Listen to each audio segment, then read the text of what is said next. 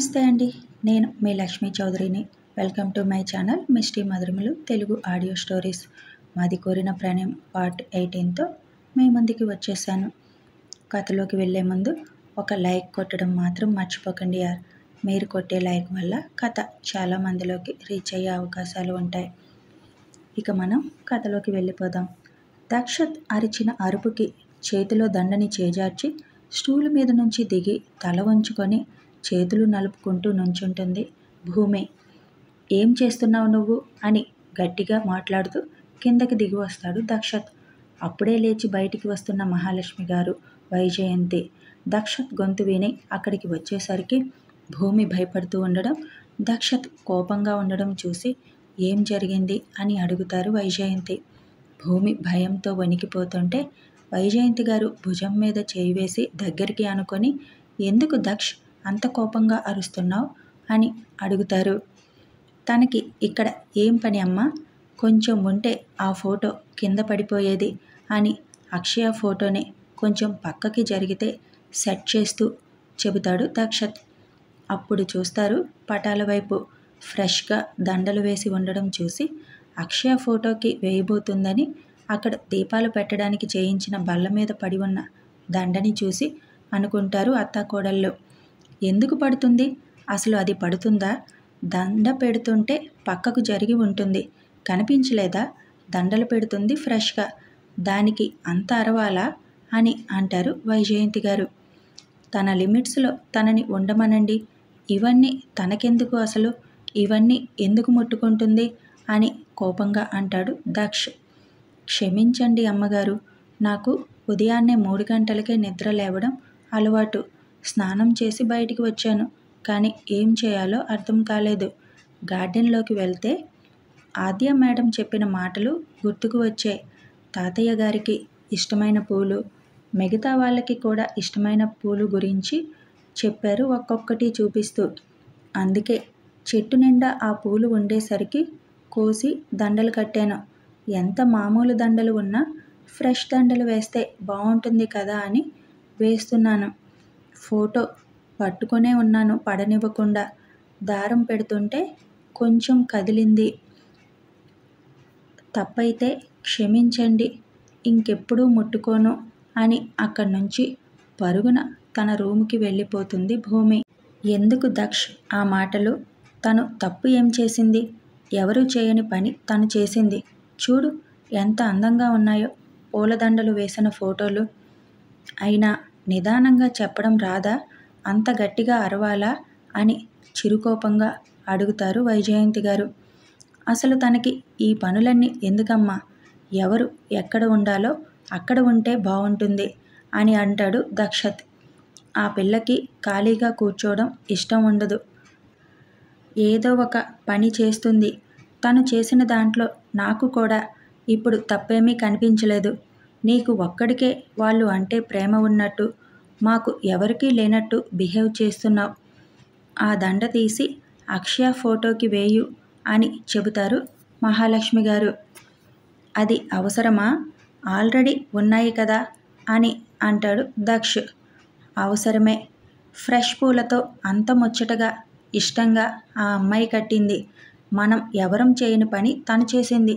దండలు వేస్తే తప్పు ఏమీ లేదు కదా. ముందు ఆ దండ తన ఫోటోకి వేయు.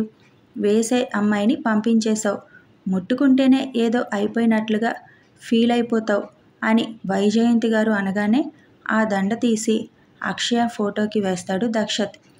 ఎప్పుడో ఒకసారి మనం తెచ్చి వేస్తాం దండలు, పండగలప్పుడు, ఇంట్లో ఏదైనా స్పెషల్ అయినప్పుడు. కానీ తను చూడగానే దండలు కట్టివేయాలని అనుకుంది. మనసు బంగారం అని అంటారు వైజయంతి గారు.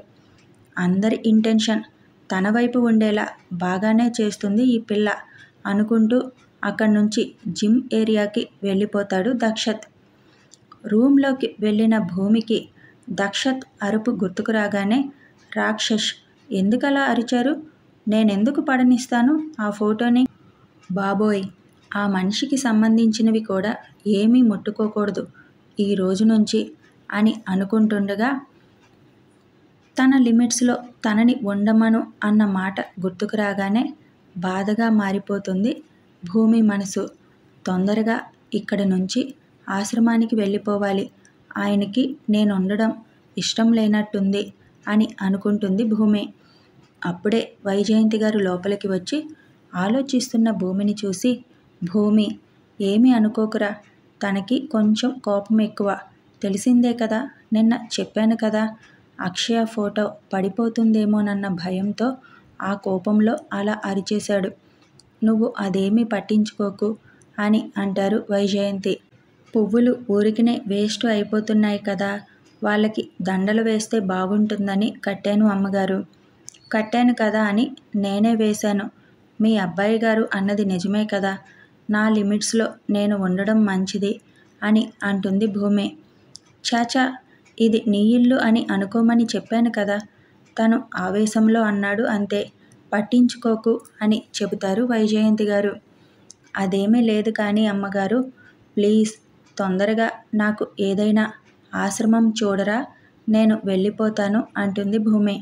దక్ష్ అన్న మాటలకి బాగా ఫీల్ అవుతుందని అర్థమవగానే, సరేలే, ముందు పద, పూజ చేసుకుందాం. కొంచెం గార్డెన్లో పూలు కోసుకొస్తావా పూజకి అని అడుగుతారు వైజయంతి గారు. సరే అని ముభావంగానే వెళ్తుంది భూమి. ఈ దక్ష్ కోపంలో ఏం మాట్లాడుతున్నాడో కూడా వాడికి అర్థం కావడం లేదు. ఎప్పటికి కోపం తగ్గుతుందో ఏంటో అని అనుకుంటూనే పూజ రూమ్ శుభ్రం చేస్తారు వైజయంతి.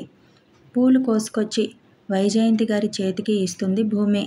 రేపటి నుంచి దేవుడి పటాలకి కూడా పూలు కట్టు భూమి, సాయంత్రమే కోసేసి కట్టేసి ఉంచు, పని లేదు అంటున్నావు కదా, ఇది నేనిస్తున్న పని అని చెబుతారు మహాలక్ష్మి గారు.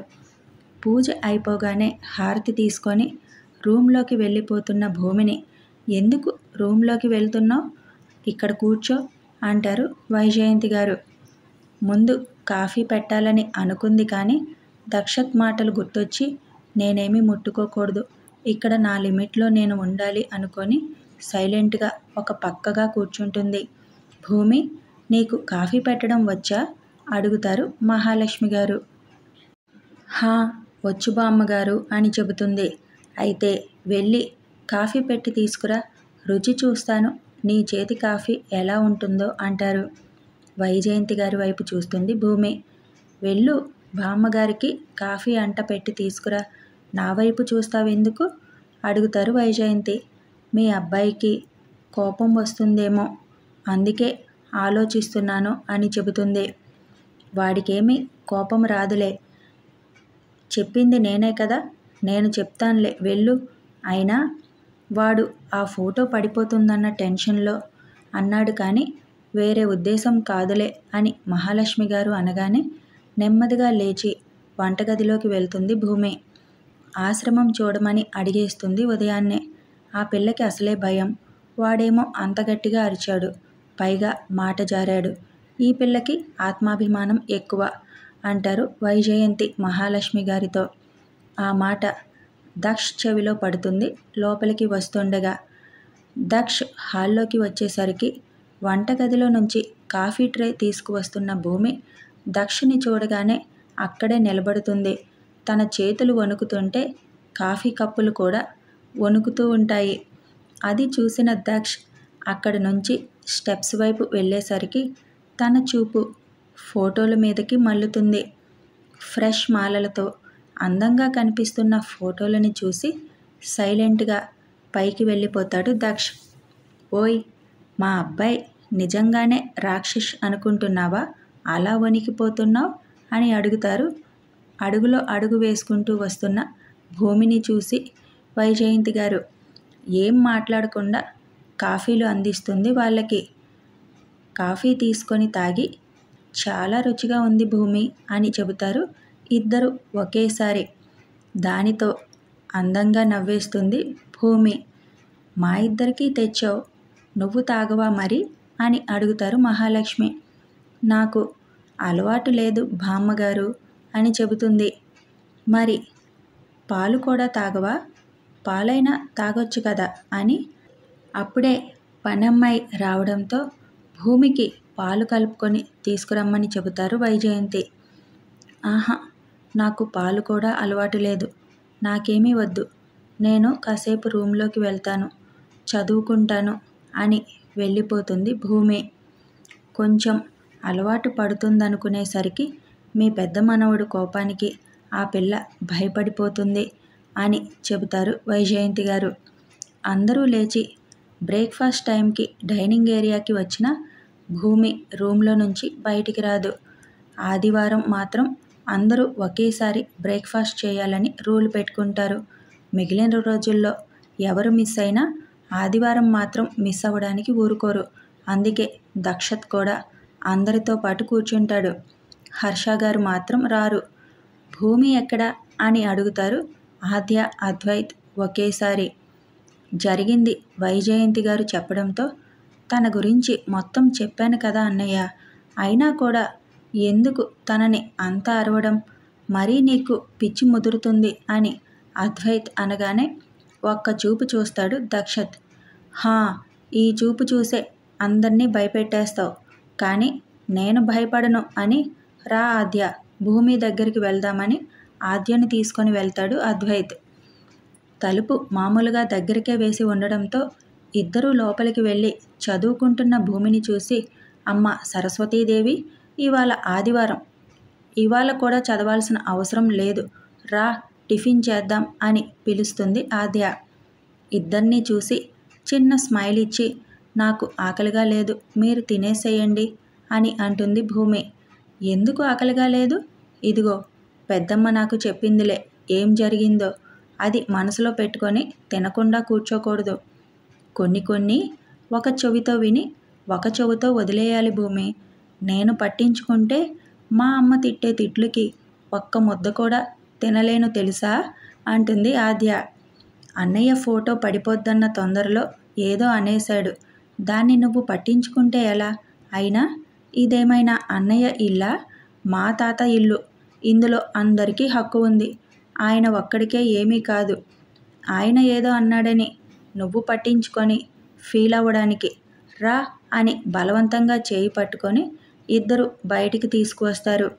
అక్కడ డైనింగ్ టేబుల్ దగ్గర దక్షత్ ఉండడం చూసి, నేను తర్వాత తింటాను ప్లీజ్ అంటుంది చిన్నగా.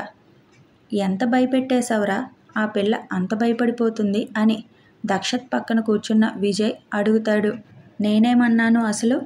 ఏం చేస్తున్నావు అని అడిగాను, దానికే ఓ నటించేస్తుంది అంటాడు దక్షత్. కొంచెం ఆ గొంతు తగ్గించి మాట్లాడడం నేర్చుకోరా బాబు, నువ్వు మామూలుగా అడిగాను అనుకుంటావు, కానీ నీ గొంతులో బేస్ అది వేరేగా కన్వర్ట్ అవుతుంది అని అంటాడు విజయ్ చిన్నగా దక్షత్తో. ఆద్య బలవంతంగా తీసుకొచ్చి తన పక్కన కూర్చోబెట్టుకోగానే గుడ్ మార్నింగ్ భూమి విష్ చేస్తారు మనోహర్ గారు. గుడ్ మార్నింగ్ సార్ అని చిన్నగా చెప్పి మొత్తం చూసేసరికి హర్ష గారు కనిపించకపోవడంతో హర్ష సార్ రాలేదా అడుగుతుంది ఆజిని. అది విన్న వైజయంతి గారు, నిన్నంటే నీకోసం బయటికి వచ్చారు, ఈరోజు మళ్ళీ రాలేదు. ఒక పని చేస్తావా, నువ్వు వెళ్ళి ఒకసారి పిలువు, నువ్వు పిలిస్తే వస్తారు ఏమో చూద్దాం అని చెబుతారు వైజయంతి. నేనా అని దక్షత్ వైపు చూసి తలదించేస్తుంది భూమి. నువ్వు వెళ్ళి పిలువు భూమి, వస్తాడేమో అని మనోహర్ గారు కూడా అంటారు. మా అన్నయ్య పిలిచినా రాడు, నువ్వు పిలిస్తే వచ్చాడు అంటే మా అన్నయ్య మీద నువ్వు గెలిచినట్టే, నువ్వేంటో చూపించే సమయం వచ్చింది, ఖమాన్ భూమి అంటాడు అద్వైత్ చిన్నగా. మీకు కూడా నా మీద అంత కక్ష ఎందుకు అద్వైత్ సార్, సింహం నోట్లో నా తల పెట్టించాలని చూస్తున్నారు అంటుంది భూమి నీరసంగా. ఏం పర్వాలేదు, నువ్వు అలా భయపడే అవసరం లేదు, వెళ్ళు అని అనగానే నా లిమిట్స్లో నన్ను ఉండనివ్వండి అంటుంది భూమి. ఆ మాట దక్షత్ చెవిలో కూడా పడుతుంది. అందరూ దక్షత్ వైపు చూస్తారు. ఏంటి అందరూ నన్ను విలన్ని చేసి చూస్తున్నారు, తినండి, మామకి నేను పట్టుకెళ్ళి ఇచ్చేస్తాను, ఇంకా లేచినట్టు లేరు అని అంటాడు దక్షత్. అమ్మ భూమి, వెళ్ళి పిలుచుకురా తనని అని చెబుతారు మనోహర్ గారు. దక్షత్ వైపు చూస్తూనే నెమ్మదిగా హర్ష గారి రూమ్ దగ్గరికి వెళుతుంది భూమి. ఈరోజుకి భూమి ప్రయాణం ఇదే. మరి భూమి హర్ష గారిని సక్సెస్ఫుల్గా బయటికి తీసుకురాగలుగుతుందా? తీసుకొస్తే దక్షత్ రియాక్షన్ ఎలా ఉండబోతుంది? తెలియాలి అంటే మిస్టీ మధురిమలు తెలుగు ఆడియో స్టోరీస్ ఛానల్ని ఫాలో అయిపోవాలి. సబ్స్క్రైబ్ చేసుకొని నన్ను ఎంకరేజ్ చేయండి యార్. ఒక లైక్ చేయండి, షేర్ చేయండి. Thanks for watching and listening.